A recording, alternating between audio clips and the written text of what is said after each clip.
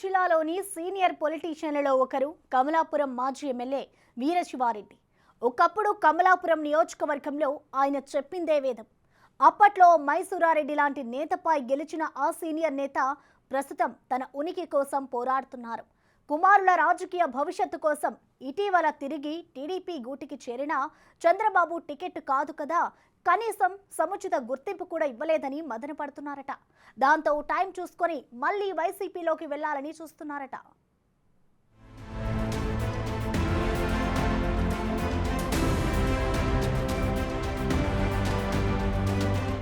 కమలాపురం నియోజకవర్గం ఉమ్మడి కడప జిల్లాలోని కీలక నియోజకవర్గం.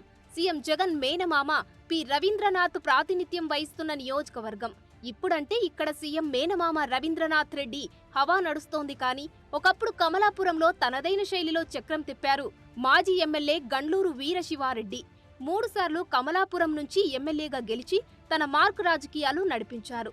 1994లో మొదటిసారి పోటీ చేసినప్పుడే కమలాపురంలో కాంగ్రెస్ దిగ్గజం మైసూరారెడ్డిని ఓడించి జైంట్ కిల్లర్ అనిపించుకున్నారు.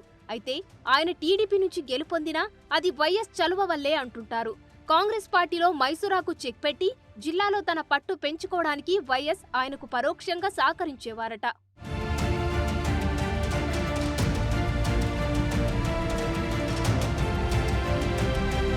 అప్పట్లో వైఎస్ రాజశేఖర రెడ్డి శిష్యుడిగా వీరశివారెడ్డి గుర్తింపు ఉండేది. దానికి తగ్గట్లే టీడీపీ నుంచి 2 సార్లు గెలిచిన వీరశివారెడ్డి 2009 నాటికి వైఎస్ టీంలో చేరి కమలాపురం నుంచి కాంగ్రెస్ అభ్యర్థిగా గెలుపొందారు.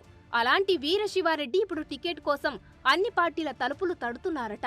ఇటీవల టీడీపీలోకి తిరిగొచ్చిన ఆయన కమలాపురంలో తాను ప్రొద్దుటూరు నుంచి తన అన్న కుమారుడు ప్రవీణ్ కుమార్ రెడ్డి పోటీలో ఉంటామని ప్రచారం చేసుకున్నారు.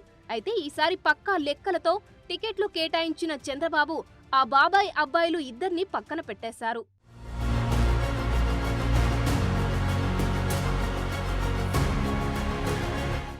అటు ప్రొద్దుటూరులో ప్రవీణ్ కు, ఇటు కమలాపురంలో వీరశివారెడ్డికి టికెట్ దక్కలేదు. కడప ఎంపీ అభ్యర్థిగా టీడీపీ ఐవీఆర్ఎస్ ఫోన్ సర్వేలో వీరశివారెడ్డి పేరు వినిపించినా ప్రయోజనం లేకుండా పోయింది. కడప ఎంపీ అభ్యర్థిగా దేవగుడి భూపేష్ రెడ్డి పేరు ఖరారు కావడంతో టీడీపీలో వీరశివుడికి టికెట్ గల్లంతైంది. దాంతో వీరశివారెడ్డి తన ఫ్యామిలీ రాజకీయ భవిష్యత్తు కోసం పునరాలోచనలో పడ్డారట. మొన్నటిదాకా అధికార వైసీపీలో ఉన్నారు ఆ సీనియర్ నేత. వైఎస్ శిష్యుడు అవ్వడంతో జగన్ ఆయనకు జిల్లాలో మంచి ప్రయారిటీనే ఇచ్చారు. ఆయన కొడుకు అనిల్ కుమార్ రెడ్డికి డీసీసీబీ చైర్మన్ పదవి కట్టబెట్టారు. అయినా వీరశివారెడ్డి టికెట్ల కోసం టీడీపీ గూటికి చేరారు. ప్రొద్దుటూరు టీడీపీ ఇన్ఛార్జుగా ఆయన అన్న కొడుకు ప్రవీణ్ కుమార్ రెడ్డి ఒత్తిడి చేసి టీడీపీలోకి తీసుకెళ్లారట. చివరికి ప్రవీణ్ కుమార్ రెడ్డికే ప్రొద్దుటూరులో టికెట్ దక్కకపోవడంతో మళ్లీ వైసీపీలో చేరడానికి రాయబారాలు మొదలు పెట్టారట. కమలాపురం టీడీపీ టికెట్ పుత్తా చైతన్యరెడ్డికి ఖరారు చేశారు చంద్రబాబు. పుత్తా కుటుంబంతో వీరశివారెడ్డికి అస్సలు పొసగదు. అది కూడా ఆయన పార్టీ మారే ఆలోచన చేయడానికి కారణమంటున్నారు.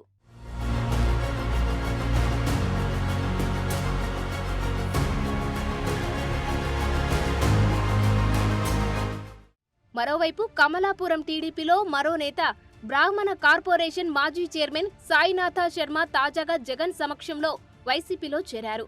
ఆయన వీరశివారెడ్డి సన్నిహితుడే. దాంతో వైసీపీలో వీరశివారెడ్డి చేరిక ఇక లాంఛనమే అంటున్నారు. అయితే వీరశివారెడ్డి చేరికను జగన్ స్వాగతిస్తారా, తిరస్కరిస్తారా అన్న అనుమానాలు వ్యక్తమవుతున్నాయి. మరి ఆ సీనియర్ నేత పొలిటికల్ ఫ్యూచర్ ఎలా ఉండబోతుందో చూడాలి.